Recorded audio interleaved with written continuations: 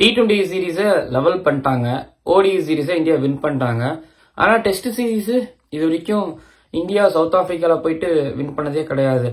1992 இருந்து இந்தியாவும் south ஆப்பிரிக்காவும் test series ஆடிட்டு வந்துட்டு இருக்கிறாங்க. ஹோம் அண்ட் அவேல மாற்றி அங்கே போயிட்டு 2007 அந்த வாக்குலேயே ஜெயிக்கக்கூடிய ஒரு ஆப்பர்ச்சுனிட்டி ஆல்மோஸ்ட் அமைஞ்சிச்சு. திரும்பி பார்த்தீங்கன்னா 2013 அமைஞ்சது. அதுக்கப்புறம் 2018 ஒரு தடவை அமைஞ்சது. அதுக்கப்புறம் 2018 அமைஞ்சது, அப்பவும் அமைஞ்சதுதான். 2021 கூட அது அமைஞ்சிச்சு. ஆனா ஒவ்வொரு தடவையும் பாத்தீங்க அப்படின்னா சவுத் ஆப்பிரிக்கா இந்தியாவை அழிச்சிட்டு போயிருவாங்க. ஒரு தோல்வியோ ஆனா திரும்ப ஒரு கம்பேக்கோ அதை அவங்க கிட்ட பார்க்க முடியும்.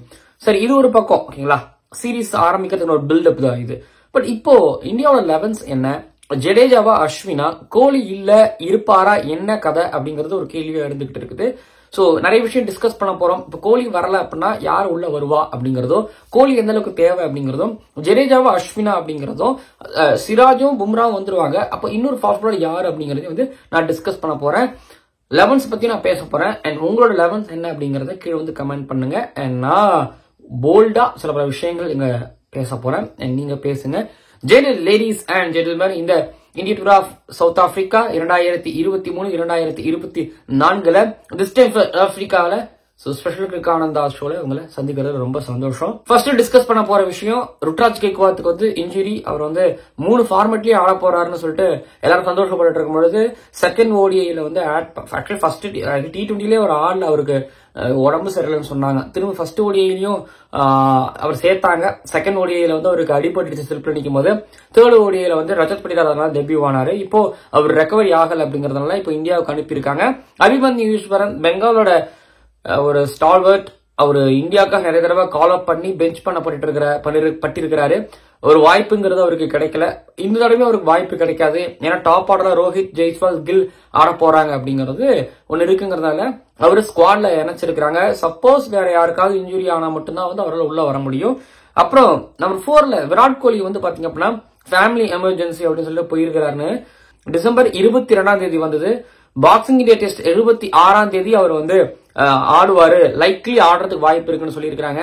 லைக்லின்னு சொல்லும் போது எனக்கு ஒரு பயமா இருக்கு. இந்த நியூஸ் 22 வந்தது. அவர் 22 தான் கிளம்பினாரா, இல்ல 23 கிளம்ப போறாரா, இல்ல 21 கிளம்ப போறாரா? சவுத் ஆப்பிரிக்கால இருந்து பிரிட்டோரியால இருந்து இப்போ மும்பை போகணும்னா 10 மணி நேரம் ஆகும். கனெக்டிங் ஃபிளைட் எல்லாத்தையும் சேர்த்து ஆகும்னு நினைக்கிறேன். I'm not wrong. எப்படி ஒரு 14 மணி நேரமாவது ஆகாதா? அடுத்தது அங்க மும்பையில இருந்து இங்க வரணும் அப்படின்னா, சோ அப்படின்னா அவர் எப்படி போனாலும் 24 இரவுக்குள்ளாக அவரு அங்க பாம்பேல இருந்து பிளைட் பிடிச்சு, எங்க இருந்தாவது பிளைட் பிடிச்சு நேரா செஞ்சுரி நகருக்கு வரணும். ஒரு 10-11 மணி நேரம் 12 மணி நேரமாவது ஆகுங்கிறதுனால வரணும். அது போக அதுக்கப்புறம் அவருக்கு ரெஸ்ட் அப்படிங்கறது தேவை. ரெஸ்ட் எடுப்பாரா இல்ல மேட்சுக்கு வருவாரா? அவர் மேட்சுக்கு ஃபுல்லா தயாராகி தான் வருவாரா அப்படிங்கறது ஒரு கேள்வி. சரிப்பா, அவர் வரல அப்படின்னா ஆட போறது யார் ஆட போறா? அது புஜாரா இல்ல, ரஹானே இல்ல, சர்ஃப்ராஸ் கான தான் ஆட வைக்க போறதா ஒரு பேச்சு இருந்துச்சு. ஸ்குவாட்ல கொண்டு வர போறதா ஒரு பேச்சு இருந்துச்சு. ஆட வைக்க போறதா கிடையாது. அவரு வரலன்னா சர்ஃப்ராஸ் கான் தான் வருவாங்க. எனக்கு கோலி இல்லாம அப்படின்னு நீங்க கேட்கறது எனக்கு புரியுது. ஆமா, எப்படியாவது இருக்கணும். ரோஹித், கோலி 2 பேர்த்துல யாராவது ஒருத்தவங்க இருக்கணும்.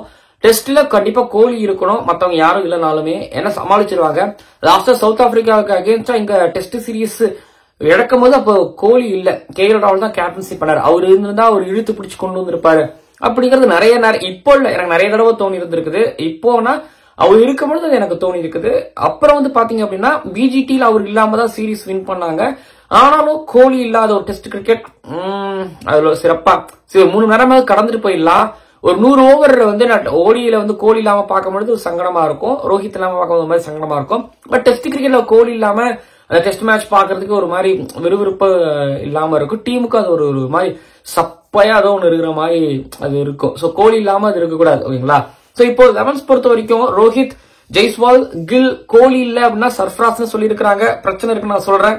ஸ்ரேயாஸ் ஐயர் நம்பர் 5ல, நம்பர் 6ல KL ராகுல் கொண்டு வருவாங்க. ஷார்ட் பால் சர்ஃப்ராஸ் எப்படி ஆட போறாரு அப்படிங்கிறது ஒரு பெரிய கேள்வியா தான் இருந்துகிட்டு இருக்கு. So Shreyas Iyer and Sarfaraz short ball and short pitch டெலிவரிய அவங்க சமாளிச்சு ஆடணும். இந்தியாவுக்கு அது பெரிய ஒரு தலைவலி. அப்புறம் 2015 கல்லே டெஸ்ட் மேட்சுக்கு அப்புறமா அப்போ நமன் ஓஜாவுக்கு இன்ஜுரி ஆயிரும். அப்போ KL ராகுல் கையில தான் கிளவுஸ் போகும். விக்கெட் கீப்பரா அவர் தான் இருப்பாரு. ஒரு 8 வருஷம் கழிச்சு டெஸ்ட்ல ஒரு விக்கெட் கீப்பரா KL ராகுல் தொடர போறார். சோ இது வந்து பாத்தீங்க அப்படின்னா இந்த WTC சைக்கிள் வரைக்கும் தொடரும் அப்படின்னு நான் நினைக்கிறேன். பட் KL ராகுல் விக்கெட் கீப்பர் அந்த முதுகு பிரச்சனை இதனால வந்து மத்த கிரிக்கெட் அஃபெக்ட் ஆகிடக்கூடாது. பட் ஆனா ஓடி வந்து பாத்தீங்க அப்படின்னா ரீசன்ட் பாஸ்ட் டைம்ல கிடையாது. இது ரொம்ப நல்லதுதான். பண்ட் வர வரைக்கும் அவர் பண்ணுவாரு அப்படின்னு எதிர்பார்க்கிறேன். பட் பாப்போம். ஒருவேளை இவர் நல்லா விளையாண்டாரு அப்படின்னா ஸ்ரேயாஸ் ஐயர் சரியா விளையாடல அப்படின்னா KL ராகுல் ஸ்ரேயாஸ் ஐயர் பிளேஸுக்கு போவாரு. பண்ட் வந்ததுக்கு அப்புறம் விக்கெட் கீப்பர் அவர் இருப்பாரு. ஸ்ரேயாஸ் ஐயர் நல்லா விளையாண்டாலும் KL ராகுல் நல்லா விளையாண்டாலும் பண்ட் வந்ததுக்கு அப்புறம் பண்ட் தான். இந்த ஷார்ட் பால் பிரச்சனை பத்தி கொஞ்சம் லைட்டா பேச வந்தேன். ஆனா இப்ப கீழே வந்து பாத்தீங்க அப்படின்னா போகக்கூடிய டாபிக் ஜடேஜாவா அஸ்வினா, அதுக்கப்புறம் தேர்ட் ஃபாஸ்ட் பால் யாரு அப்படிங்கறத பத்தி தான் பேச போறோம்.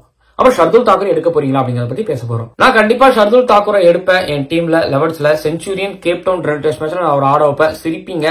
ஆனா 7 விக்கெட் இங்க எடுத்ததெல்லாம் நீங்க மறந்துடக்கூடாது. ஜோஹானஸ்பர்க்ல நடந்த மேட்ச்ல டெஸ்ட் மேட்ச்ல. அப்புறம் WTC ஃபைனல்ல வந்து அஜின்கிய ரஹானே இவரு தான் ஆடினாங்க. ஷர்துல் தாக்கூர் ஆல்மோஸ்ட் வந்து ஒரு ஹர்திக் பாண்டியா 2018ல இவரு டெஸ்ட்டுக்கு வந்துட்டாரு, இந்தியாவுக்கு சேவ் பண்ணிடுவாரு அப்படின்னு நினைக்கும் போது இப்போ அந்த பிளேஸ ஷர்துல் தாக்கூர் ஓரளவு நிறைவேற்றுற மாதிரி எனக்கு தெரியுது. அதனால ஷர்துல் தாக்கூர் நான் கண்டிப்பா ஆட வைப்பேன். சோ ஷர்துல் தாக்கூர், ஜடேஜா, அஸ்வின் 3 பேரையும் வச்சுட்டு கீழே பும்ரா, சிராஜ் அப்படி போவீங்களா? இல்ல கிடையாது. நான் ஒரு ஸ்பின்னரோட மட்டும் தான் ஆட வைப்பேன். ஏன்னா டென்னிஸ் பால் பவுன்ஸ். சோ கண்டிப்பா மேட்ச் வந்து எப்படியும் ஸ்விங் அந்த பவுன்ஸ் கிடைக்கும், மூவ்மெண்ட் இருக்கும், ஓப்பனா காத்து இருந்தாலும். சோ செஞ்சுரியன் கேப் டவுன்ல ஆட போறாங்கிறதுனாலே ஒரு ஸ்பின்னர் தான் நான் ஆட வைப்பேன். பும்ரா, சிராஜ் கண்டிப்பா இருப்பாங்க. இன்னொரு தேர்ட் ஃபாஸ்ட் பால் யாரும் டிஸ்கஸ் பண்ணிட்டு நம்ம வந்து ஜடேஜா, அஸ்வின் போயிடலாம். மேல ஷர்துல் தாக்கூர் இருப்பாரு. பட் ஒரு ஸ்பின் ஒரு ஃபாஸ்ட் இதுல யாரு அப்படின்னா நான் வந்து முகேஷ் குமாரை எடுப்பேன். ஏன்னா அவரு இந்தியால ரெட் பால் நிறைய நல்லா பவுல் பண்ணிருக்கிறாரு அப்படிங்கறதுனாலயும் நான் அவரை தான் பவுல் பண்ண வைப்பேன். அவரு மாதிரி பழைய பால்லையும் சரி நியூ பால்லையும் சரி நல்லா போட்டிருக்காரு. இப்போ இந்தியா டொமஸ்டிக் சீசன் எடுத்துக்கிட்டீங்க அப்படின்னா ரெட் பால்ல அவர் மாதிரி எல்லா இடத்துலயும் அவர் மாதிரி செம்மையா பண்ணிருக்காருங்கிறத நான் முகேஷ் குமாரை தான் வந்து பயன்படுத்துவேன். நியூ பால் ஜஸ்பிரீத் பும்ரா சிராஜ் கையில கொடுத்ததுக்கு அப்புறமா மிடில் ஓவர் முகேஷ் குமார் போடுவாரு. ஷர்துல் தாக்கூர் 2 பேரும் வந்து எனர்ஜி போடுவாங்க. நான் வந்து பாத்தீங்கன்னா ஜடேஜா, அஸ்வின் 2 பேரும் சேர்த்து ஆடி ஒரு ஷர்துல் தாக்கூரையும் ஆடி நான் வந்து ஒரு சிராஜ், பும்ரா அப்படி போவேனா? புரியுதுங்களா? 5 பேர்ல சிராஜ், பும்ரா, ஷர்துல் அப்புறம் அஸ்வின், ஜடேஜா போனா அப்படி போக மாட்டேன். ஓகேங்களா? எனக்கு வந்து 3 ஃபாஸ்ட் பாலர் வேணும். ஆக்சுவலி 4 ஃபாஸ்ட் பாலரோட அங்க ஆடி இருக்கிறாங்க விராட் கோலி கேப்டன்சில.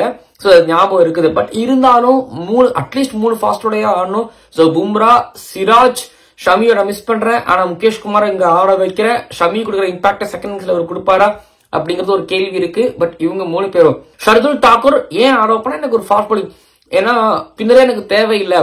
எனக்கு உங்க ஃபாஸ்ட் பாலிங் நல்லா எடுக்குது அப்படின்னா நான் 2 எண்ட்ல இருந்தும் அது spell, second spell, third spell நான் ஃபாஸ்ட் பாலர்ஸ் மாத்தி கொடுத்துக்கிட்டே இருப்பேங்கிறதுனால நான் ஷர்துல் தாக்கூர் தான் ஆட வைப்பேன். சோ 3 ஃபாஸ்ட், ஒரு ஃபாஸ்ட் பாலிங் ஆல்ரவுண்டர். அப்போ ஜடேஜாவா, அஸ்வினா? Good question. நீங்க சொல்லுங்க, ஷர்துல் தாக்கூர் நீங்க ஆட வைப்பீங்களா? இல்லன்னா ஷர்துல் தாக்கூரையும் எடுத்துட்டு நீங்க எக்ஸ்ட்ராவா நீங்க வந்து பிரசித் கிருஷ்ணியாவும் ஆட் பண்ணுவீங்களா?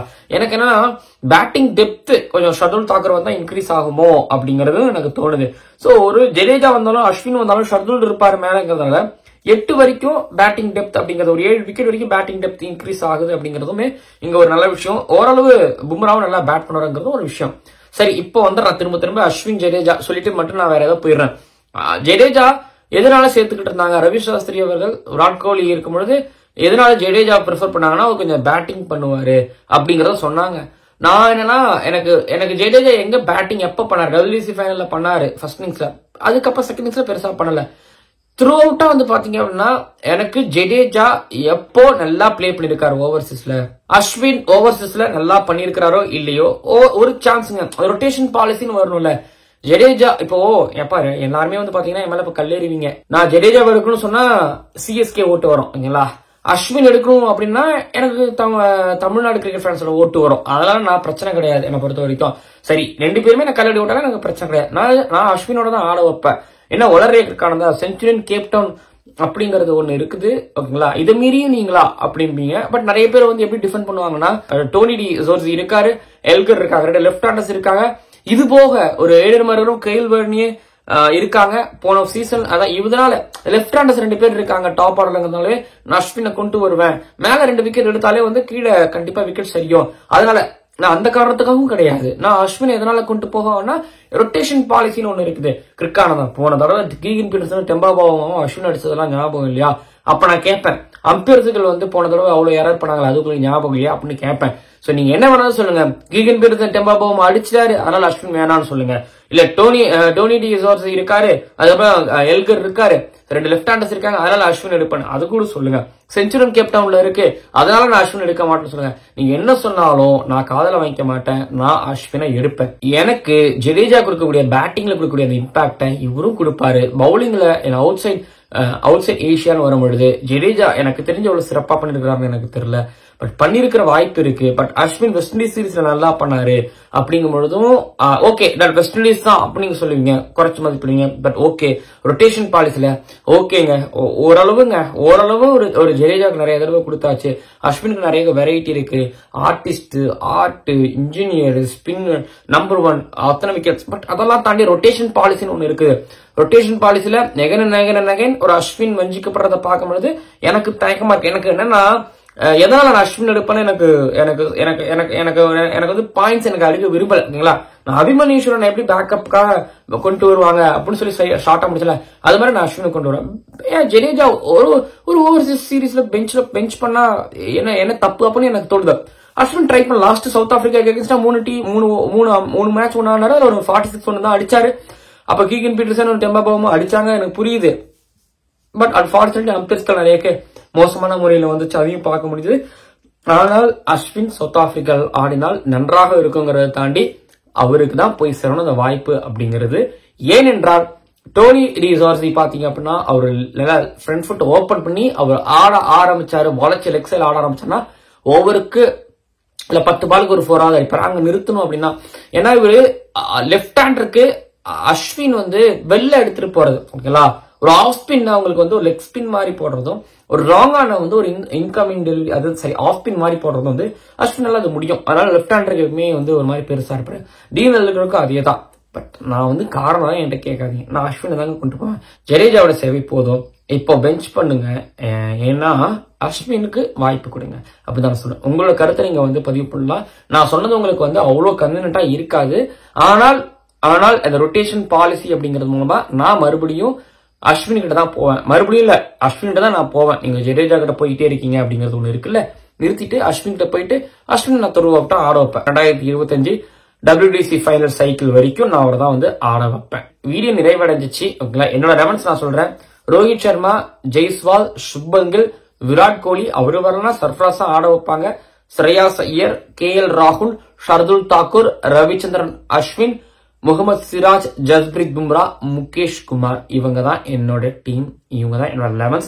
செஞ்சுரியில இவங்களோட தான் ஆடுவேன். கேப் டவுன்லயும் ஓகே, முகேஷ் குமார் சுத்தமா ஒண்ணும் பண்ணலன்னா நான் வந்து மாத்துவேன். பட் அஸ்வின் என்ன பண்ணாலும் நான் 2 மேட்சும் அஸ்வின் ஆட வைப்பேன். ஆனா 2 மேட்ச் வச்சு போட்டு வச்சிருக்காங்க, 3 மேட்ச் வச்சா நான் குறைஞ்சா போயிட போறாங்க. ஆப்கானிஸ்தான் T20 சீரீஸ் வந்து ஒரு பக்கம் யங்ஸ்டர்ஸ் ஆட விட்டு இங்க சீனியர் ப்ரோஸ் எல்லாம் நீங்க டெஸ்ட் ஆடுங்கன்னு சொல்லி வந்துருக்கலாம். நீங்க மோசம் பண்ணிட்டாங்க டீம் இந்தியா. எனக்கு வருத்தம். நீங்க என்ன நினைக்கிறீங்க அப்படிங்கிறத மறக்காம கீழே வந்து கமெண்ட் பண்ணுங்க. KL ராகுல் விக்கெட் கீப்பரா வரதை பத்தி எப்படி பாக்குறீங்க? ஷர்துல் தாக்கூர் ஆட வைப்பீங்களா, அஸ்வினா, ஜடேஜாவா? பாருங்க, கீழே வந்து கமெண்ட் பண்ணுங்க. அண்ட் ஓகே, மறக்காம சப்ஸ்கிரைப் பண்ணுங்க, பக்கத்துல பெல் ஐகான் கிளிக் பண்ணுங்க. பார்க்கலாம்.